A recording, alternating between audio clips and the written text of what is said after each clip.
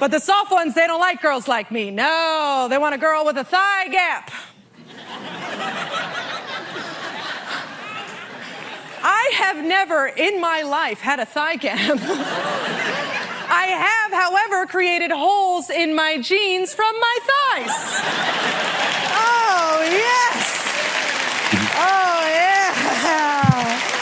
Jesus right Christ. Here, baby. Yeah. Some people call it chub rub. I call it power friction, okay? That came from a heckle. Someone heckled me. I was doing it. I had been told that I was going to do Colbert, and I was running the set, and a guy just shouts out, chub rub.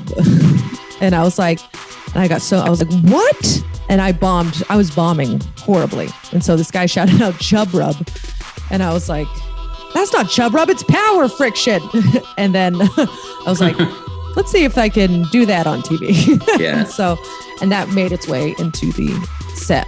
A lot of your material kind of pokes fun at the preference, the societal kind of preference of aesthetic over functionality, essentially. Yeah. Why? Yeah, I never got that. Date what you need, you know? I guess if what you need is to feel validated by an attractive person next to you, then maybe if that's what you need, then sure. But if you functionally cannot lift things by yourself, you should get someone who is willing to lift them with you. People are like, oh, look at this nice lady. I'm just coming out and then I'm just like, ah! You can't laugh at that. Did we start the podcast? Is this going? Yeah, it's recording, and then Jesus Christ! I thought there was going to be an intro. I'm literally there will be. We just kind of let the conversation lead into the intro, so it's a little more natural. And then some of the stuff we'll cut out, and like if it's not relevant, if we it's heavily edited. Okay, because I was literally like, are we talking about quotes right now? Is this what are we doing? You're on record. Sorry. Welcome to You Can't Laugh at That, the podcast where we take topics that aren't funny and we talk about why they actually are funny. Joining me is Steve Mers, as always. We're wearing matching Golden Ox Studio t-shirts, and I guess this is a good place to plug Golden Ox Studios. If you're looking to start a podcast, goldenoxstudio.com. Steve, what's up? Well, that's a lie, but yeah. Hi. Hello. What's a lie? Oh, nothing, David. We're off to a good start. And our guest today is Caitlin Peluffo, originally from San Francisco, living in Brooklyn now. Yeah. And Queens, actually. Queens. Oh, boy, my life is over. Oh, man. Yeah. It's a whole thing. We'll get into it. Jesus Christ, I can't believe I'm here. But yes, originally Brooklyn, and then originally San Francisco. Okay. Why New York over just making the trip down south? Oh, because I love to eat. I'm an eater, and I'm also very, I'm an eater. We all are. Anyway, it's what unites us. We need food. I knew if I moved to LA, I would get swept up in the materialistic culture of LA, and I would just focus on the wrong things. So I came to New York, and then it's definitely just more my speed, more people who don't really give a shit, but have a goal. So that's my situation. We're in a hurry. That's what I like about New York. Everybody's hustling. Yeah. Yeah.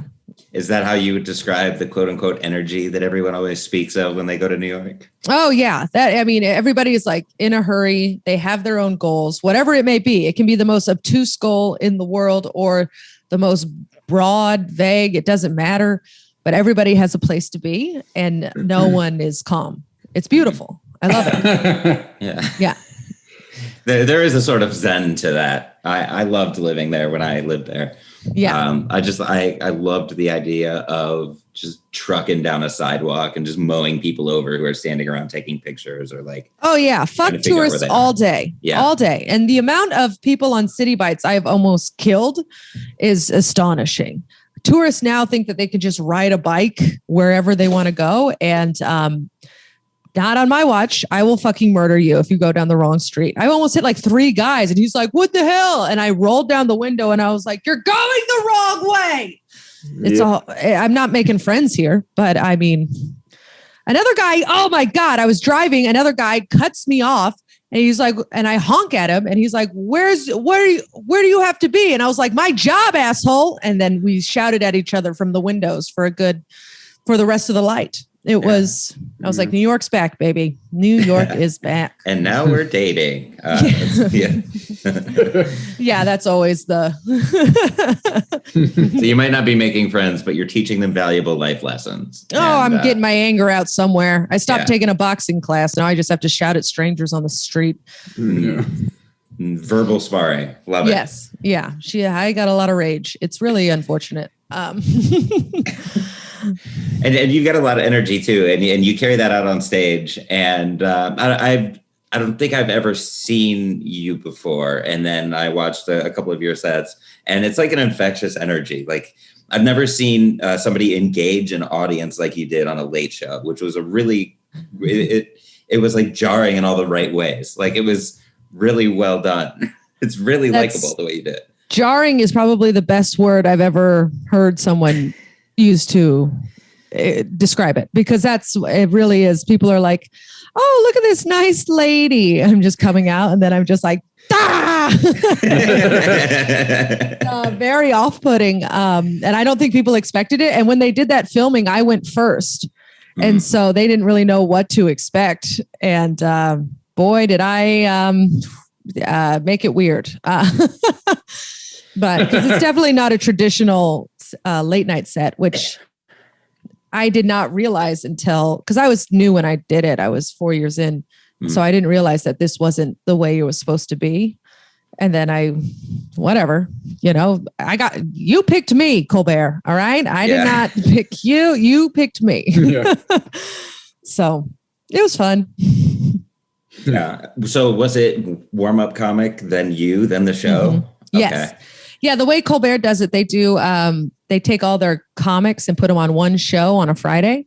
So there was a group of 5 of us, and then the warm-up comic, and then they put in the comics at the end when they have time. And so I was really lucky. Mine went in. Mine, by the time it aired, I got bumped once, but I was supposed to be aired initially with Lady Gaga.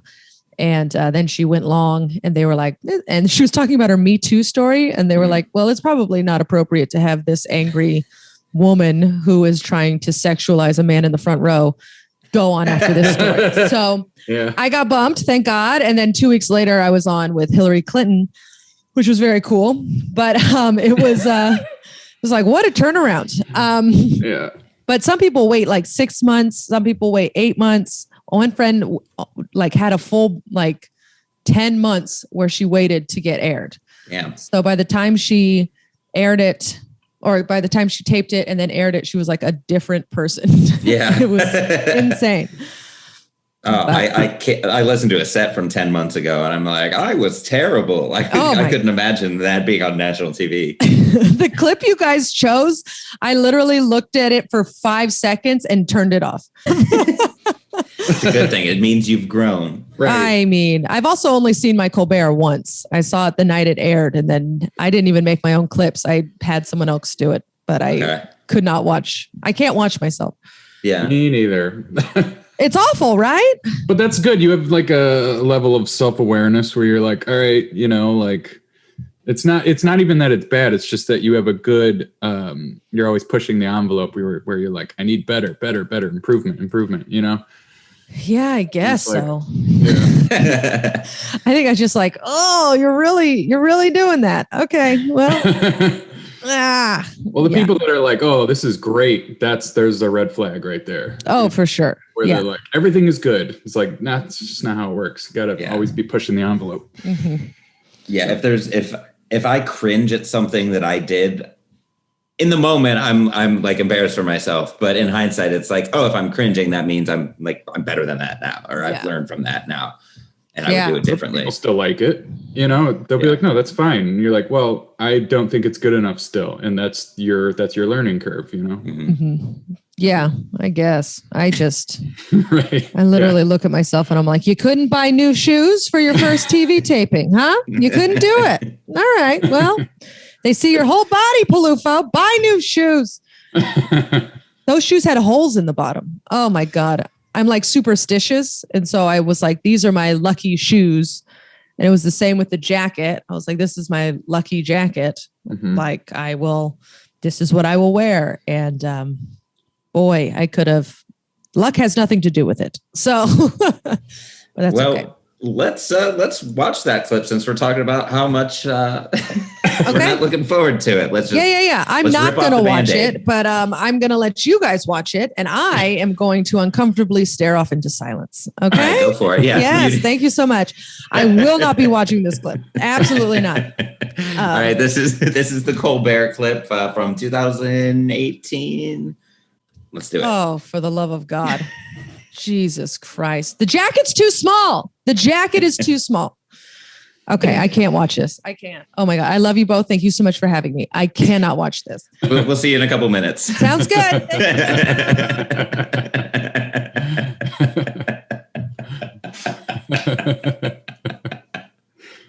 Jeremy, sound, please. And it's muted. Thank God. Leave it that way. There's just 5 or 4 minutes of silence on the podcast. And then it's like, well, what did you think of that? You know what you could do? You can just put it in post. No one has to watch this right now. That's and then you just put it in post, and then it's like it never happened. Steve, have you watched it? I haven't seen the clip. So God damn it, Steve. I would like to let everybody know that I am not gay. Fuck everything. I get it. I'm wearing a lot of denim. Did you know that women can just be comfortable?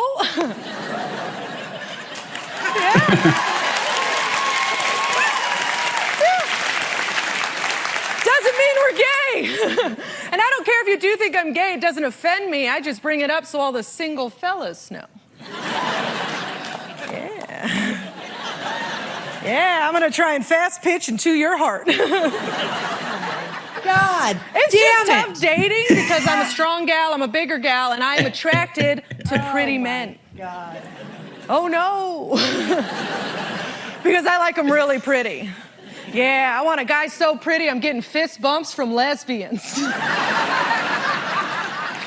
That's a pretty guy. Yeah, I want them to look at him and be like, damn girl, he looks soft. I like them soft. But the soft ones, they don't like girls like me. No, they want a girl with a thigh gap. I have never in my life had a thigh gap. I have, however, created holes in my jeans from my thighs. Oh, yes. Oh, yeah. Jesus right Christ. Here, baby. Yeah. Some people call it chub rub. I call it power friction, okay? Oh, yeah. Don't you look away. You look at this, all right? You look right here, buddy. Huh? You drink this in, okay? When you see a Look, and woman he's with so holes scared. Here, He doesn't even know what to your do. Vespa, okay? That's hot. But the soft ones, they don't think that's hot. No, they get confused. Last week I got called sir at a Starbucks. That's not what you want. Ladies, pro tip, keep that braid in front. Keep it visible. I tried today. You flip it around, it's a teenage boy. Whoop, it's a lady. Forgot I even wrote that joke. I forgot that was a joke I even had. I took another hit when I was talking to one of my guy friends, and he told me that I don't have the body type for porn.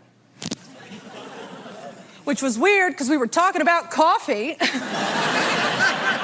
That came out of nowhere. But I understand what he meant. I'm not 19 and tiny. Fine, I get that, but I think he's wrong. Yeah, I think there are plenty of men out there who would love to see a porn star and a beefy gal like myself. Yeah. Oh, yeah. I think it could be hot. In fact, he's so confused.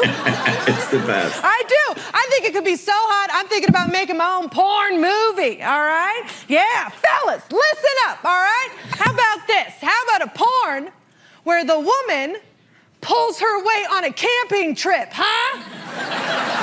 Yeah, that's hot, right? Oh, yeah, you want this on a camping trip. What's a skinny girl gonna do? Oh, complain that there's too many M&Ms in the trail mix? Get the hell out of here.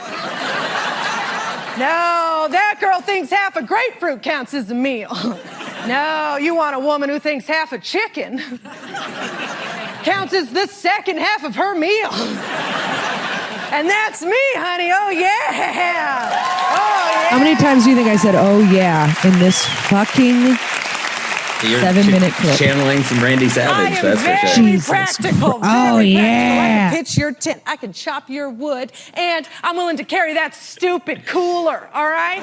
Yeah, no one ever wants to carry the cooler, but that's exactly why you brought me, baby, okay?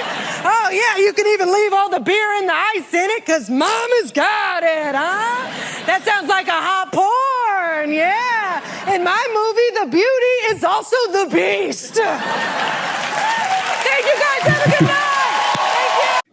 And then Jesus. they edit in Colbert. Yeah. Yeah.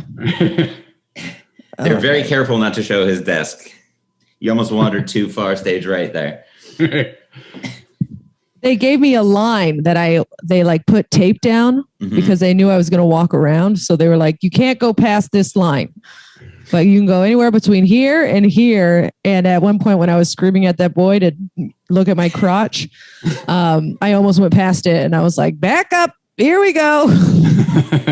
Insane. I respect the commitment to that. I do. That's one that a lot of newer comics have a hard time really, getting comfortable with, is committing to a bit. So committing to that one guy. First of all, you picked the funniest dude in that front row. Mean, did you see his face? He was like, ha, huh? He did not know what was happening. They didn't tell me this would be part of it. Yeah. Yeah, he was like, they're not supposed to do this, right? I was like, this is what the whole show is now. All right. I'm first. Every comic will come up and scream at you. All right. Well, first of all, let's talk about the bit itself. Where did it come from? When did you what inspired you to start writing this topic? And we'll get to the Beauty and the Beast bit in a little bit, but let's start with the Colbert. Sure.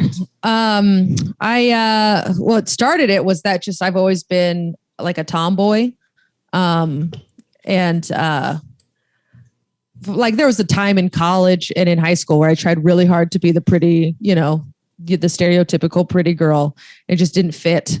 And then finally, you just become who you are basically with age. And I was just it never fit because I was always this jock, strong kind of, but I always wanted to be this damsel, but I could never, it was just such an awkward time.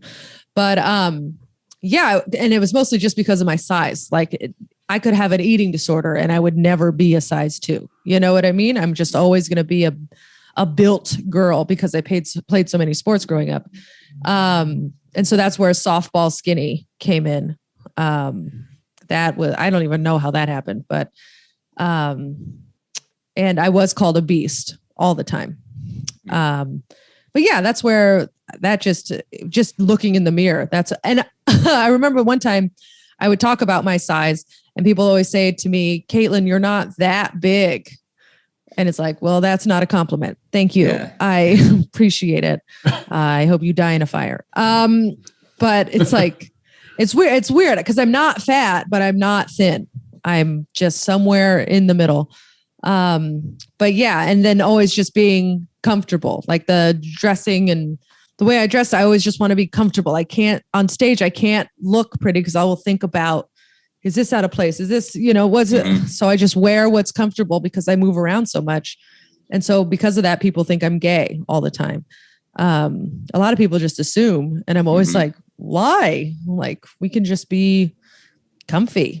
And then I never understood, like, I have this new joke now about being practical. Like, why is it more attractive to have a small woman a small woman. Why is that? Like in 10 years, you're going to have to move. And what the hell is she going to do on moving day? She's going to carry the throw pillows. That's what she's going to do. What's hot is a woman who can carry a fridge up 4 flights of stairs. That's what's hot. But so it's just like a running theme. It's just always being strong. I've never been under 160 in my life. Like I'm just it's not stout. What is that word? Dense. I'm a dense woman. So not mentally, although sometimes. Yeah. But we all are. So a lot of your material kind of pokes fun at the preference, the societal kind of preference of aesthetic over functionality, essentially.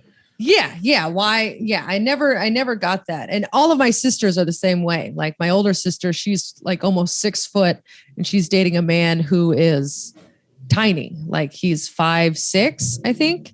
And,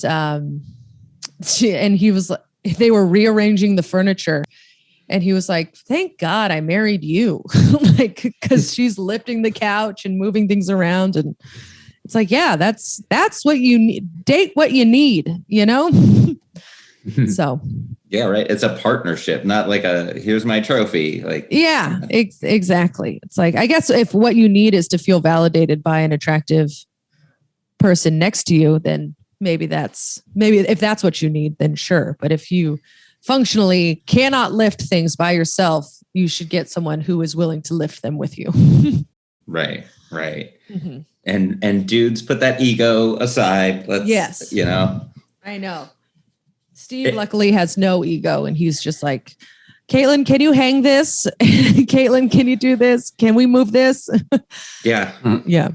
Full disclosure, when my girlfriend moved in, she was like, you don't have any tools? Like, yeah. I have a screwdriver. Like, the super just like, he just comes over and takes care of it. I don't have to do any of that stuff. I mean, to be fair, I'm looking at your walls. There is zero art. There's a serial killer's den back there. I did just move into this, I just moved my office upstairs and I just haven't had a chance to hang my zero art because I do have zero art. That was like the second thing. We just moved into this apartment in Astoria and like day 2, I was like, I have to get the art on the wall. Otherwise I will not feel like this is my home. And so now it's all up and it looks great. Yeah. But thank God. And Steve is just like, whatever, it's fine. He does not care. He's very easy. Thing. I'll get out of the way. Yeah. He's like, this is your thing. And I'm just happy you chose to move in with me. So. Right. Mm-hmm. Right. And I mean, imagine that mentality, say 40, 50 years ago, like, oh no, yeah, my wife hung all the shelves and yeah, that would never happen. Because my dad is the doer and I think the dad is the doer and everything. But my mom always was like, I want to learn. Like, I want to learn how to do it. I'm an independent woman. Then she would inevitably break it or just, Gary, can you do this? So it was like, you're just a product of your time, Mom. We appreciate the effort. But yeah. But now she's getting more and more handy. Now she's getting good. She's staining furniture. She's retired now, so she has more time and more patience to actually learn these things. Yeah, I'm one where it's like, oh, there's a YouTube video for it. I can just watch that and figure it out from there. Is that kind of what she's been doing? Or she just lean on your dad? Leans on my dad. Yeah. I would say I would be very surprised if Louise was an avid YouTuber. But she's getting better at Instagram, so maybe I don't know. I don't want to cut her short, but she's retired and she is painting furniture. She's redecorating. She's getting very handy. All right. Now, where did this come from? Like for you personally, the less like stereotypically feminine sort of approach to things. Have you always kind of been that way? Like, have you always been handy? Yeah. I mean, my dad was a woodworker. In college, I was his assistant. During the summers, I would come home from college and I would work for him in the wood shop. And the money was great. The hours were awful, but I learned a lot there. He was a furniture refinisher.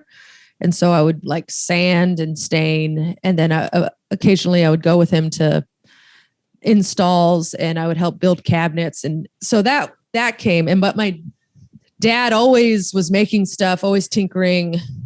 He had a wood shop in the garage, kind of like he would always make things for our like school plays and stuff like that. And we would help him. So he was always very handy. But the big thing was the sports. That's where, because the Peluffo girls, that's who we are. We're the Peluffo girls. We were all very good at sports and very big, with exception to my little sister, Jessica. She's 5'7", I think. And we're like, what a shrimp, like, but my sister was really good at sports, tall, very, what's it? Like the enforcer. We were all the enforcer types. We would love hitting people and just knocking. Soccer was our big sport, but we played every sport. And we played every sport since we were like 5. And that was a big part of our identity as, just people. It's just like, I'm good at sports. I'm good at hitting things. I'm good at being aggressive. I will just lean into that. So that's I'd say where that came from.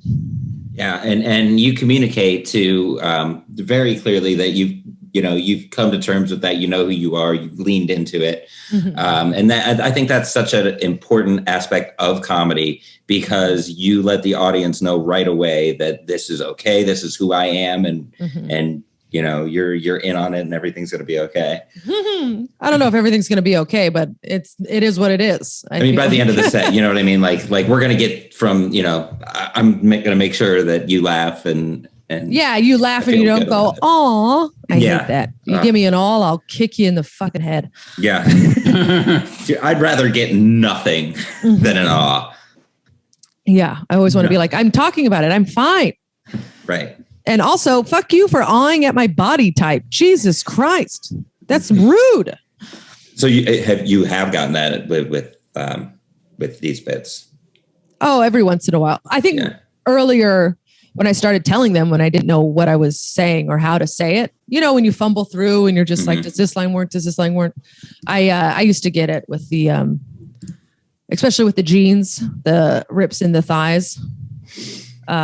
People go, "Aw," but there was ways I was saying it that were probably not clear. And we're like, "Oh, she's in pain. She's chafing." But that's all just growing pains. It's all just figuring out how to tell the joke and getting the response you want. It's just trial and error.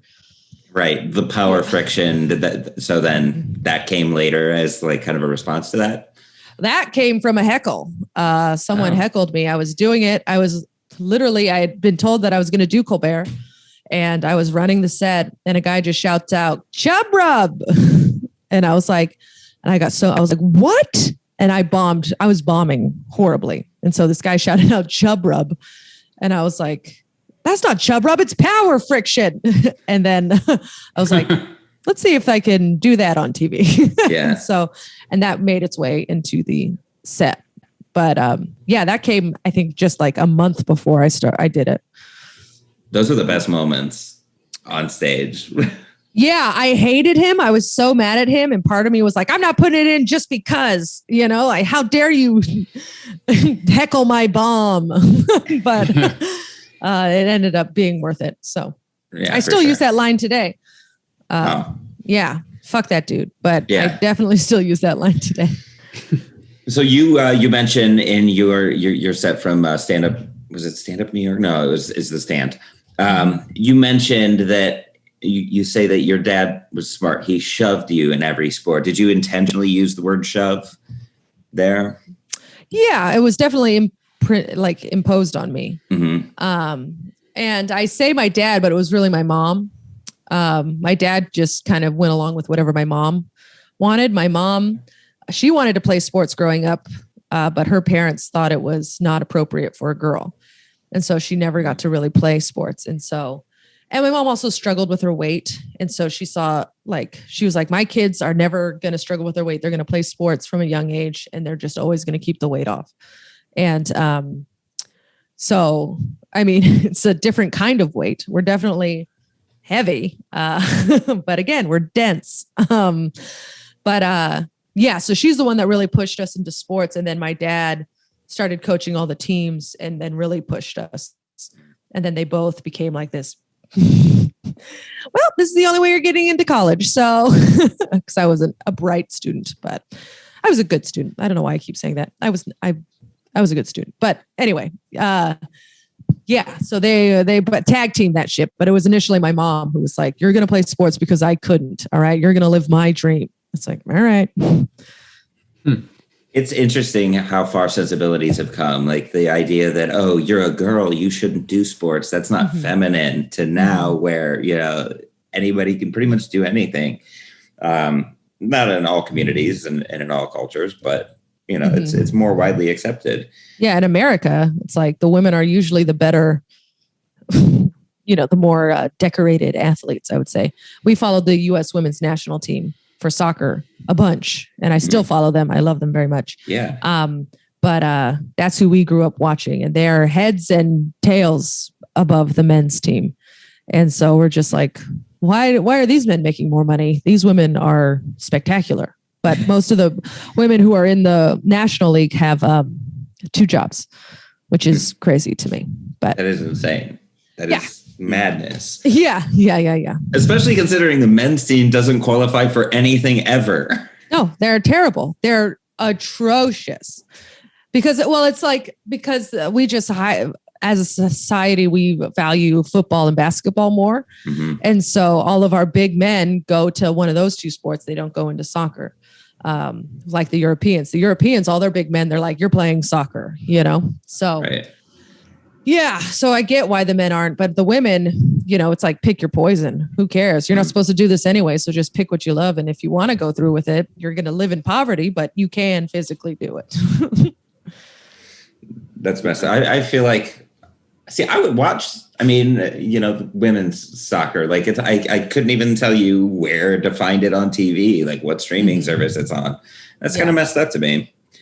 It's now on CBS Sports, so it's growing. Okay, good. Yeah, and they just expanded the league in the U.S., so they added more teams. Now the European League is adding women's teams, which is nice. So like Liverpool has a women's team, Chelsea has a women's team. And so it's growing. It's definitely growing. I think the last World Cup really kind of gave it a good kick in the pants, especially now that other women's teams in other countries are finally getting better. So it's not just the U.S. women and the Germans demolishing these small countries. Now it's like definitely a little bit more even, which is exciting. Yeah, for sure. So you said earlier, you talked a little bit about, kind of wanting to be the damsel in high school and college, and, I wanted to get dick. You know what I mean? I watched a lot of Lizzie McGuire, all those Disney Channel original movies. I loved that. And I always wanted to be the girl that the guys wanted, but like couldn't say, they were shy around and blah, blah. I wanted that love story. And so I thought if I had to, straighten my hair and wear tight clothes and wear Abercrombie and Fitch, and I would, then they would come. But they didn't, because I was huge and scary. So, of course, just be huge and scary. But what are you going to do? When did you come to that realization? And it's like, oh, that's not me. I'm way happier actually being myself. College. Yeah. College, probably my last year in college. I went through a big breakup my junior year. And I was trying to be this tiny little boo, boo, boo. And then, of course, my heart got broken. I was so sad. And then I just kind of gave up in a way, which was the best thing that could have happened. And then I moved to New York. And then I was like, who gives a shit? And then I really fully went into in New York, you can definitely see the people who care about their looks and material things so clearly, because they're in the meatpacking district wearing heels the size of my forearm and tiny dresses half the size of my forearm.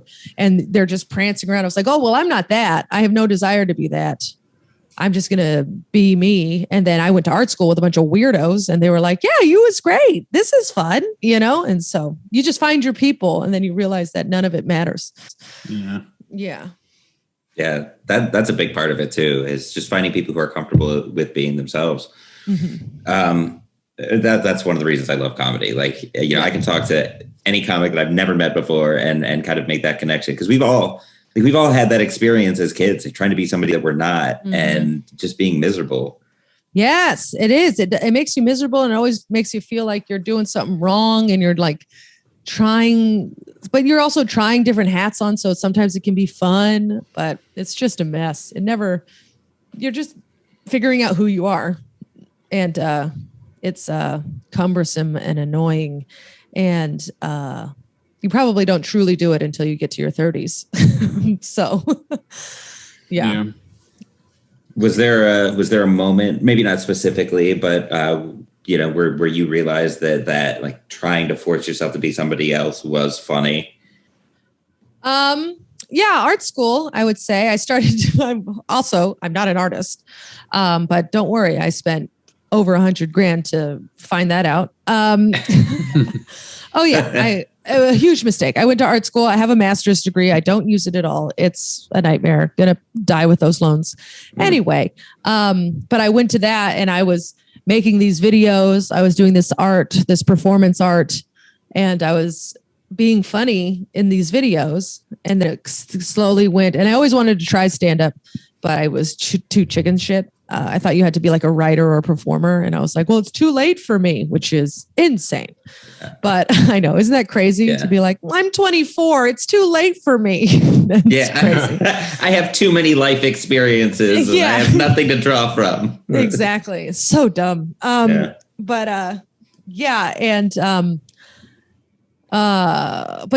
that helped me kind of push me to realize that, I shouldn't be in art school. And actually at the end of my first semester, I knew that it wasn't a good fit, but that athlete, we don't raise quitters. So I saw it through and, whoops. But I have that to fall back on, an art degree. So yeah. But yeah, art school definitely helped me realize more along the lines of who I am, what I like, what I'm willing to put up with, and what I'm capable of in terms of good and bad, which is a nightmare as well. I mean, there's that built-in cognitive dissonance, trying to do one thing, but knowing you're somebody else. And, looking back, have you written a lot of material about those experiences of like trying, going to dances or like, trying to dress differently than who you are as a human? Have you kind of explored those? Not really. There's so much. I look back on that time and I'm just like, it's so awkward, and I had so much gel in my hair. I had so much, oh my God, so much braces. I mean, it's just an awkward time. And it doesn't really inspire humor to me yet. Maybe it will eventually. But right now I look back at the time, I'm just like, what are you doing? Oh, you're so scared. It's just terrifying. Yeah. Yeah. Constantly living in fear. Yeah, I haven't really dove into that. I remember when I was like 14, because baseball was the only sport I was good at. Mm-hmm. And I thought, I'm going to be a baseball guy. Like, so I started doing dip and like, oh God. Yeah. I threw up the first time. It was like that scene from Sandlot. Mm-hmm. Like, I mean, it was not who I was. I was like trying to fit in with guys and, they're talking about like working out. And I'm like, I could do some push-ups. Like it just didn't work. I haven't yet written that into anything yet, but it's there. Like, yeah, it's almost like a betrayal of yourself. Mm-hmm. You were betraying yourself. And so you look back at it and you don't think of that fondly. You think of that as like, I could have been so much happier if I had just accepted who I was or who I was going to be. But you're just fighting against it because you want this other thing so badly, or you think you want this other thing so badly. Right. A betrayal of yourself. And I love that because it's evident that a lot of all the material that I've seen that you do is very rooted in your confidence in who you are. Rather than that dark time, trying to figure things out. Yeah. And I mean, I'm sure there's tons of comics who talk about, I was a nerd in middle school, like that's great, but I just cannot dig from that well and be like, this is hilarious. It's just a sad, like not sad. It's just like, I would just tell you the truth and everybody would be like, yeah, that's weird, but I don't think it's necessarily funny. Right. Where's the punchline? Yeah. Oh, so you had cornrows. Good for you. Like I did have cornrows. It was an awkward time. All right. It was just weird. And you try on a bunch of hats. Mm-hmm. And that one didn't fit, but boy, did I want it to. It was a real shame.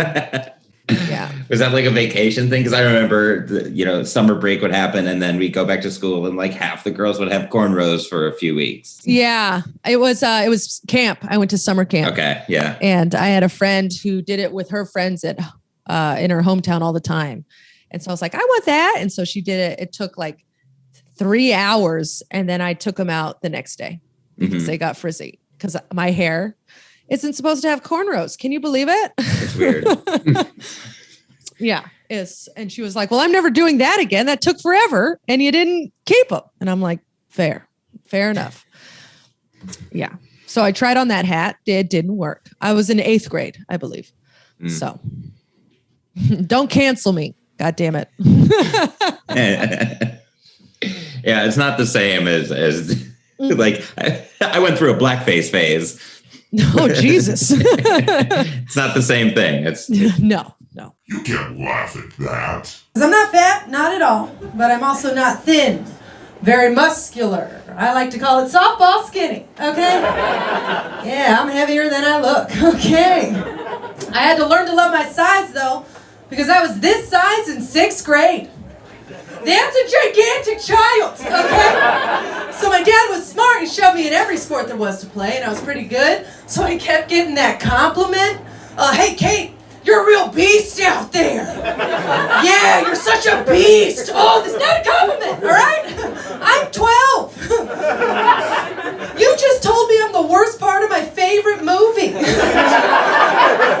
horrible. I didn't want to be beast. I wanted to be the belle. I wanted to be the beauty. The beauty doesn't have back hair, okay? You talk about learning to love your size. You were that size in 6th grade. I love that's a gigantic child. Like, Yeah. Average size woman, humongous kid. Yeah. Your dad was smart. He shoved you in every sport. You kept getting that compliment. You're a real beast, which is not a compliment. No. And then like you point out, and I love this line. You just told me I'm the worst part of my favorite movie. Yeah. That's probably my favorite line too of that joke. Sometimes when you go to Middle America, they do not get it. Which is like, well, it's going to be a long 45 minutes. But yeah, worst part of my favorite movie that came as a riff at an open mic. I was just trying to run the joke and I just said it out loud. And I was like, and I looked at my friend, I was like, that's pretty good. And she was like, yeah. And I was like, great. And I wrote it down. But yeah, worst part of my favorite movie, because Beauty and the Beast was my mom's favorite Disney film. And so we would watch it all the time. And so everybody wanted to be Belle. You want to be Belle, Belle, Belle. And then you kept telling me that I was the Beast. And I'm just like, that's bad. He's a bad guy. He's ugly. She doesn't even want to kiss him. Shit. Like, it's terrifying. And it's such a good joke too, because it's, you're not saying that's, I'm the Beast in Beauty and the Beast. It's like, okay, that's kind of funny. But the way you phrase it is that kind of like, I'm saying that, but I'm saying it in a way where you have to think about it for a second. Yeah. Figure it out. Yeah. And some people don't. Like, huh? But yeah, luckily Beauty and the Beast is timeless, huh? It's a timeless classic. So you do that joke in both bits. In both videos, in the one at the stand and the one on Colbert. But I noticed that you paused longer on the one in Colbert. Which of the two was recorded first? Do you remember? Oh, for sure. The one at the stand was like a year before the Colbert. Okay. Oof. I told you before we started recording, I watched 2 seconds of that and turned it off immediately. I was like, what are you doing? Oh, it was so bad. But yeah, I said she as in myself 4 years ago. Yeah, it's a different person. Different person. But yeah, no, she was a mess. But she really thought she was something. So I think that's what I look at that. I was like, that's a lot of confidence on stage. But like only 3 years in, it's like unearned confidence. It's like, where did that come from? I don't have that much confidence now. You know what I mean? Like I've done Colbert. I'm passed at a bunch of clubs, and that person, that confidence scares me. That confidence is beyond me. I don't know where I got that, but I had it. Oh God. That must have been a nightmare to hang out with. Probably giving out tags like no one's business. Jesus. We all know that guy. Yeah. For sure. I cannot believe it. Is every conversation you just telling me my jokes would be better if you wrote them? Yeah. I mean, and now I'm like, please give me a tag. Everybody give me a tag. Okay. I need all the help I can get. I found that I'm a slow writer. It takes me a while to come up with new material that I really love. And especially during this pandemic, it was a real struggle. Yeah. But so I'm trying not to be too hard on myself. But even in general, I would come up with maybe 20 minutes a year. So I think right now I have like an hour that I'm happy with, but I've been doing it for seven years. And so it's like, oh boy, I just come up with some people are so prolific, and they just like Steve, my boyfriend, he sits down, he writes a joke, he says it on stage. It's like, that works great. I have another new joke. And I'm like, well, I have to think of a line and I have to do a stream of consciousness. And then I have to go to 4 mics, and then I decide I don't like it. And then I pick it up in 3 months, and then I try it again with a new line. And then that works. So I keep that little chunk, and then I have to go back and fix the other little chunk. And I can't do it. I wish I could just sit down and be like, this is why tea is funny. And I can't do it. Okay. So would you say you don't really have a set process when it comes to writing a bit? No, I wish all of my best lines came from, or have come from being on stage and feeling the pressure of being funny in the moment. So that's what I usually do. I'll go on stage with an idea and I'll riff about it at an open mic. And I'll do it 5 times, and 4 times it will bomb horribly and I will hate myself. And then 1 time I'll get a little nugget. So it's a really self-deprecating, painful process. But you got to do it. Yeah. But when you get that nugget, it makes it worth it. Yeah, it definitely does. Like that Beauty and the Beast line, I'll never forget that. I was like, that was magic. Oh my God. And it's happened a few times. But it doesn't happen as often as I would like. So I really need to, I don't know, talk to comics who are also stream of consciousness and see how they do it. Because maybe I'm not doing something, you know what I mean? Maybe I'm missing. Because I feel the pressure to come up with more bits that I'm proud of. And I'm so worried that the well is dry. But how many times can I mention wells in this podcast? What a niche. Never enough. Never enough. We're actually, we're looking to shore up a sponsor that makes wells. Okay, great. I'll put another one in, and I'll say brought to you by Wells Fargo. Wells Fargo. So stream of consciousness. So I'm kind of like that, where I feel like when I put pressure on myself, when I'm writing right before I go up, it kind of, because I'm looking to build that not confidence, but that ability to make those connections on stage and write on stage. Because to me, like, that is the best experience. Like, it's the most rewarding experience for me. It's the part of the set that I'll remember. I could bum the rest of the time, and if I make a connection on stage and it gets a laugh, I'm like, I win. I did it. Yeah. At an open mic. What's that? At an open mic, at a showcase, that's bad. Yeah, no, 100%. I won't do that at a showcase. No. If I'm getting paid or people are paying to come see the show, or it's like, no. Or I'm doing, a friend wants to put on a good show. Absolutely not. I mean, everybody should be present on some level on stage. What are if you could offer advice to somebody, a comic who's like struggling with that, what works for you? What works for me? Yeah. Well, I host a lot. Hosting really forces you to be present. at least in the clubs in New York, you get a lot of tourists. And so you really have to think on your feet because they're like, I'm from Iowa. I'm from Turkey. I'm from, some people don't speak English. And you're like, what are you doing here? This is only in English. But you're just like, you have to really think on your feet and be quick because you know that they are not going to laugh right away. You kind of know that the first 3 to 5 minutes is going to be hard. It's going to be very bad. And so that is where my sink or swim, figure it out, being present.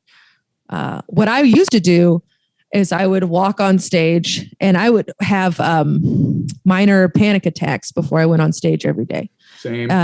Yeah, it was a nightmare. And it lasted even after I did Colbert. And now it happens again.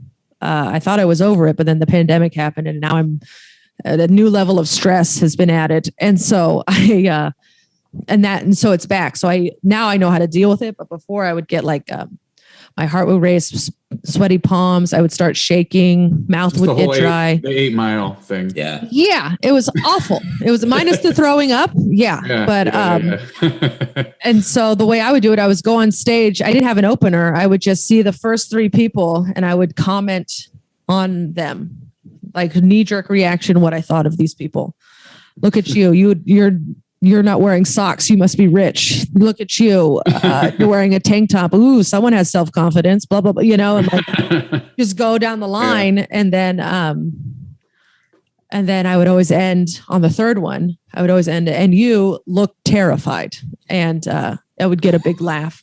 And then as soon as the laugh happened, I was like, okay, the panic attack would end and I would continue. Yeah. Only twice I've had 2 panic attacks on stage. Once was when I was auditioning for Gotham, and the other time was when I was doing a pre-audition for The Cellar, and I had panic attack. I got lockjaw. I couldn't breathe.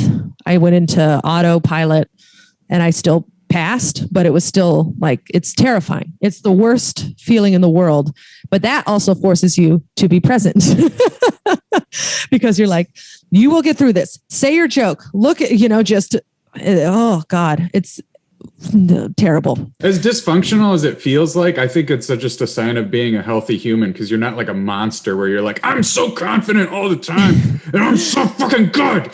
Like that's scary. Yeah. If that's a normal human physiological reaction, and if you can like kind of like always remember that, it kind of helps me. So it's like, yeah, now I know I come into it. I always have to remember that I am an athlete, and so before every set, like for instance, I'm newly in at The Cellar, and it's terrifying. Every set is a test, and so for the first 6 months, you're basically just on trial, and so I'm still in that period, and I get so terrified before every set. I feel the panic attack coming, but I go at it like I'm a boxer, like I'm getting ready for a sprint. So I work out every morning. I like fucking shake myself out of it. Like I literally do this. I must look like a psychopath in the back of that room getting ready to go on stage because I'm shaking. I hold water in my mouth so my mouth doesn't get dry. And then I'm just shaking like an insane person. But that helps me. And then I get on stage. I know my first joke. And then that goes. With the Cellar, I have a very strict, these are the jokes you can do for a while, just to make sure that you're killing. You have to kill every time. But do you ever do that thing where you go to the bar right before you go out and you're like, bartender, ice water now. Like, I do that all the time. I'm like, and I'm not like actually rushing them, but I'm like in my head, I'm like, please get this now. And I find the ice water, it kind of helps me. And then it's gone. And you're like, I need more ice water. And then I don't know. Luckily, that's not all the time, but occasionally that happens. And it's the most fucking terrifying thing ever. Yeah, I definitely need water. So I bring my own big water bottle. I just bring it with me. And then I always ask for a water there. But I know I always have this backup water. And then I have my set list that I make and I put it in my pocket. Never once have I had to take it out, but it's just like a little security blanket. Mm-hmm. I've been doing that since I started. I have not stopped doing that. Yeah. And it's just this little piece of paper about this big and it's just right there. And it's just like, worst comes to, you can do it. Right. But the being like staying present is just like reacting, you're for most of your set, you are forcing them, you want their reaction, but it's like a give and take with the audience. So you're reacting to them as much as they are reacting to you. So you just have to kind of let yourself exist in this symbiotic relationship for as long as you can, whilst maintaining control. It's very bizarre and it's hard. I think right before the pandemic, I was like, comedy is hard. What we do is really hard. It doesn't get a lot of respect, but it is probably the hardest thing, one of the hardest art forms, I would say, if not the hardest, and definitely the most vulnerable. So, why'd we do it? Why do we do it? That's a good question. I'm still trying to figure that out. I enjoy it, but yeah, there's like the whole, it's just 51% like bliss and then 49% pure hell. And that's why I'm still doing it. Yeah. So like, absolutely. I think what you're talking about, that push and pull with the audience, for me, that's the most, I mean, that's that, other than like coming up with like a tag or a punchline on stage, which is part of that. I think if you don't have that push and pull, it's harder to come up with those lines on the spot. You know, if there's that resistance, I love that. I think that's why I do it. It's just that. Yeah. You have to just like, we both don't know how this is going to turn out. So let's see what happens. Maybe my art background kind of helped me accept that a little bit more. Whereas I know a lot of comedians who are like, I need complete control. I will not budge from my jokes. Whereas I'm kind of a little bit more, hippie, loosey goosey. Let's see where the night takes us, And I find that my worst sets are always the ones where I'm trying to run something, because there's no presence. It's literally a comedy zombie. I have a bad habit of matching the energy of the audience. You can you have to be you have to see eye to eye with the audience, sure, but that doesn't necessarily mean matching the energy if that's not who you are authentically. And like on stage, I'm a little more, I do better when I'm like ranty. That's when the stuff comes to me. And so like, how do you connect with a lower energy audience with your energy? What's, you match their energy to begin with, and then you slowly build. That's what I do. So like, if someone goes on before me and they're really low energy, then I'll come in high, just because you want to be able, kind of shake them awake a little bit. But if someone's high energy, I come in a little bit more subdued, and then I build back up to high.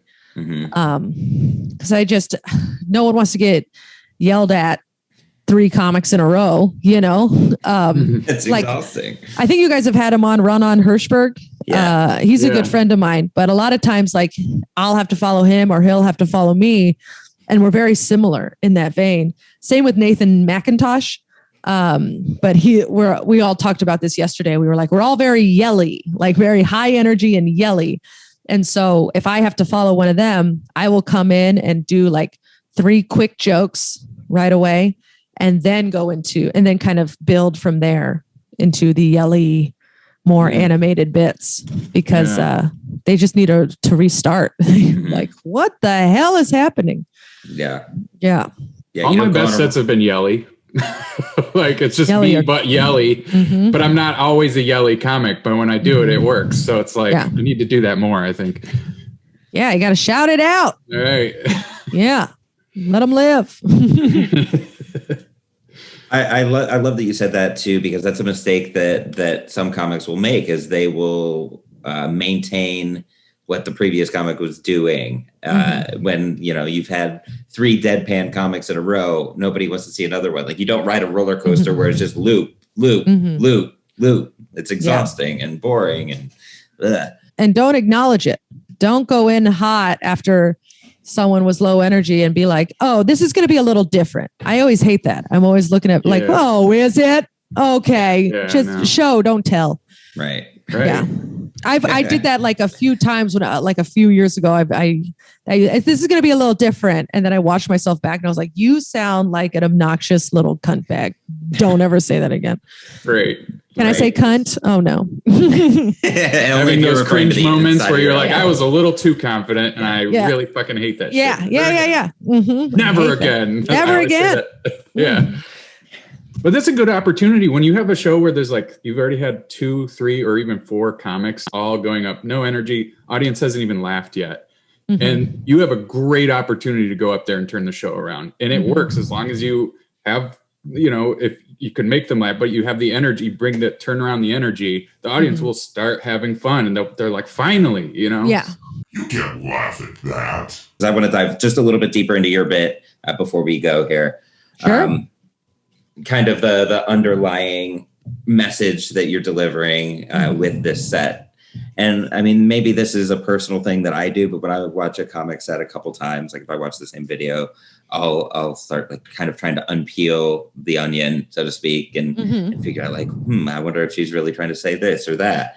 And was your intent in that bit to kind of call out some of the harmful effects of like societal norms of what it means to be a girl in our society, with like wanting to be the belle when people were calling you the beast, that kind of thing. Yeah, I mean, I think that subject has almost been over talked about in terms of like body positivity. You're beautiful. Follow your heart. Like that as it's been like just that nail has been crushed into the fucking wood. But yeah, I mean, I think it came for the underlying thing is strength is more powerful than beauty. That has always been my underlying, even in the art world. When I was doing art, it was always like taking the standards, the beauty standards, and then trying to subvert them and make them about being strong. Like this should be the hot thing, how capable I am. But yeah, I've always admired female athletes more than I have actresses and singers. That's always been kind of my ideology, is that strength is better. Strength is better. It's just better. And also like, I worry about these small women because, no offense, I don't like a lot of men. Not that I don't like men, but I don't trust a lot of men, I guess. In terms of, because as women, we're taught to say yes, be pleasable, be accepting and kind of go with the flow. Don't be a bitch. Don't be hard-headed. Be amenable, and that worries me because that can lead to, just all the worst things for women. So these standards are basically teaching us to be second-class citizens. And that's what I hate, is that when that expectation is put on to me, I really want to just really shove it back. But do it in a way, I'm doing it in a self-deprecating way. So it makes it okay. It's not like I'm stronger than you. It's more like I'm stronger than you. And I know you hate that. And you're not going to have a boner ever again because of me. And like, you know what I mean? Like our sex would be terrible because you're so scared of me. Or something, like you find me unattractive. I know that. And, it's like a weird, right now we're at this place where you have to be self-deprecating to an extent as a woman. Otherwise you're just too intimidating and you're not relatable. Does that make sense? I don't know. Yeah. If I were a better comic, I would not be as self-deprecating, but there is still that part of me who hates that I'm never going to be a size 2, but that's just based on everything that I've been taught growing up.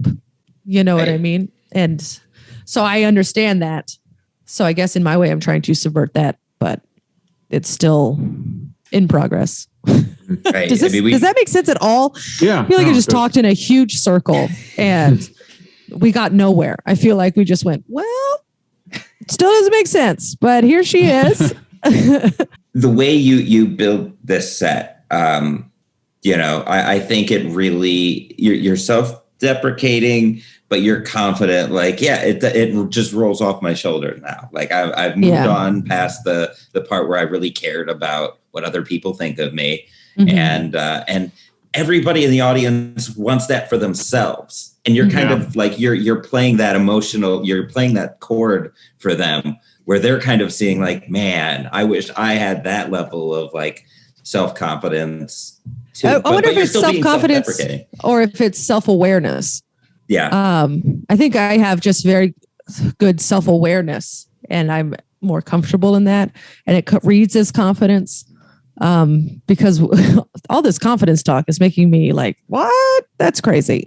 But authentic. It's more than confident, I guess. Yeah, I think that's more accurate, I guess, because confidence at this point in the game, I'm like, oh boy, that would be great if I had some year 3 Caitlin confidence. But it's a journey. It's a journey. I feel like audiences get some catharsis out of watching a comic just go up there and say and express themselves however they want and kind of be like, wow, I wish I could just fucking lay it all out and be in it. Like, I don't know. You get what I'm saying though, right? It's like, yeah, it's like that. My goal is in every friend group. I don't know if boys have this too, but in every female friend group, there's always like a group of 6 girls, right? And there's always one friend who is really, really loud, is down for anything and overshares. And that has always been me. And so that's me on stage times 10. I feel like I'm the loud oversharer who is just fucking crazy. Every friend group has that crazy friend. And that has been like, it's a huge compliment to me when girls go, I have a friend who's just like you. Oh my God, she's crazy. You know, that's always like, yeah, that's who I am. And that's who I'm trying to portray up on stage. But that girl still has insecurities and still doesn't know what the fuck she's doing, but she can't stop herself from being this person because that's who she is within this friend group and it is her identity. So, yeah. And she owns it, you do too. And again, like, calling up things like, the porno, for example. Oh, like, yeah. Mm-hmm. I want to go back to what you said when, like, not trusting guys, not to an extent. When you're having that conversation and he's like, you wouldn't be good in porn or whatever. It's like, we were talking about coffee. Yeah. I think to me, that joke says so much more than just like that one line. I think there's so many layers to that joke. Personally, that's how I took it. Yeah. Well, I think every man looks at a woman and is like, would I fuck her? That's just how it is. And then women, we do the same thing, but it takes us a lot longer. Or we have that initially and we don't even recognize it.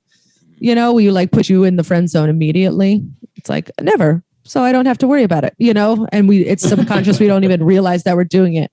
And it's probably, I don't know if it is the same for men, but it's like, would I fuck her? Nah.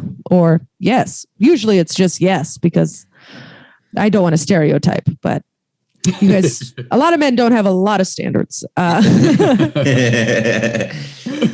talking biology. My experience. Yeah. From what I've been told, Mark Norman has a great bit about that. He goes, I'm not going to say his bit, but he has a bit where he's talking to this woman and she's claiming to have a bigger sex drive or something. And she was like, I wouldn't have sex with you. I'm not attracted to you. He's like, well, that's where we're different. I'm not attracted to you, but I'd still fuck you. Like it's, yeah, that's the gist of the joke. I did not say it verbatim, but I wouldn't do that to Mark Norman. Butcher his joke like that. And that's like, obviously, there's a biological side to that, but at the same time, the over-sexualization of women, I mean, we grew up with it. You turn on MTV Spring Break, there's like wet t-shirt contests. There's like, bikini, there's tits everywhere. Yeah. You go to the store and magazines, there's tits everywhere. And then it's like, Yeah. What else? It's the conditioning plus the biology. It's not a good. No, and you want to be like, well, what's her name? Yeah. What does she like? Yeah. What is she good at? Does she have a favorite color? It's insane. Yeah. Mm-hmm. This is your cousin, dude. Stop that. Yeah. So you call out those stereotypes, and the way you do it with the beer cooler, like nobody wants to carry the cooler. Oh, yeah. And you offering that up as like, this is, that's me. I'm the cooler carrier. Like, yeah, that connects with, I think, everybody. Yeah. Yeah. You got to earn your keep on the camping trip. Yeah. I guess it's the same joke. It's what is practical, what is, but yeah, there was a lot. I remember that joke used to be a lot longer, and it used to end with, and then you can fuck me on the cooler. Doesn't that sound great? But you can't say that on Colbert. No, they won't let you. But yeah, it's so long ago. I haven't told that joke specifically. I have not told since Colbert. So I guess it's been 3 years since I've even thought about that joke. It's a good joke. I forget that. I forgot about that trail mix line. That's good. I got to bring that back. Maybe I will, maybe I won't. But so you were listening. Okay. Yeah, I had one earbud out, one half in, and then I was not looking. I was down. Don't ever do that to me again. I'm just kidding. Yeah. All right, Jeremy, cue up the other video. Yeah, absolutely not. Yeah, what was? No, I'm kidding. No. Make it stop. So it's just a good bit in that you make all these statements without making those statements. You connect with people. Everybody can agree they don't want to carry the cooler. Everybody can agree that like they don't want to be the beast. Everybody can agree that and it's really well played, and I'm really happy that I'm grateful that you were willing to come on here and share kind of a little bit of behind the scenes of that. And yeah, I mean, yeah, it was fun. I've never thought that deeply about my own bits. I've never, people generalize the whole thing, but okay, they just go feminism and then they move on. Well, this was really line by line. No, and that's, we want to dive into like why things are funny. And to do that, there's all those underlying layers to it. I guess that's true. Yeah, from delivery to intent to, appearance. I mean, we could talk about one single 5-minute bit for hours if we really wanted to. Oof, that sounds exhausting. Yeah, I know. David likes to waterboard the frog. Oh, good Lord. That poor frog. Yeah. Am I the frog? It's a thing that more and more people are interested in. It's like, why do humans laugh? Why do we behave the way that we do? And if we get an understanding of that, it's time to kind of move on deeper into the psyche. There's a lot we can learn. Yeah, I would say so. Comedy is just the human condition with a laugh line. It's just, but not to be all philosophical with you, but how dare you? We do a quote graphic for everybody who's on the show. So, if we're talking about not trying to be philosophical, it's the wrong podcast. What's my quote graphic? Dive into the well. There it is. Yeah. That would work with the QAnon crowd. Hey, want to go totally off the grid? Oh God, don't even get me started. Yeah. Jesus Christ, those people are terrifying. Another episode. We haven't really dove into that one yet. But Steve's like, what the fuck? Yeah. Those are my people. I got a poster of that Capitol rioter, dude. Oh boy. Wow. That's my hero. Oh, gross. All right. So if you could offer one bit of advice to somebody who is either, and it can be either or a little bit of both, but a comic who is looking to kind of poke holes in that the societal gender norm, or somebody who's kind of coming to terms with their own identity as far as who they are as a person, what would you say? Wow. I would say just write about what you know. Don't try and say, oh, this is what should be funny, or this is what I think the guys at the open mic will laugh at. You just have to write about what you know and what you feel. And honesty will always beat out cliches. Because, yourself is always original. So just hone in on that and just trust that you are different enough and you have experiences that are different enough to stand out on your own. So don't go chasing the shock, just write about what you know. Be who you are. Yeah. Anything you want to plug too while we have you? So, Good Time Gal podcast. I have that. It's now on the Helium Podcast Network, which is exciting. And follow me on Instagram at Caitlin Peluffo. I put all my city shows in there. So if you come to New York, that's where you can find me. Steve, anything you want to add? No, I'm good. All right. You always ask me at the random, I know. Like And you always have the I same didn't answer. prepare anything. I don't fucking, yeah. And that's why I do it. Caitlin, I appreciate you joining us here on You Can't Laugh at That to prove that no matter how ingrained these things are in our society, no matter if you're trying to be the damsel in distress when that's not really who you are, it's okay to laugh at that. Yes. Thank you so much for having me. That was fun. You can't laugh at that.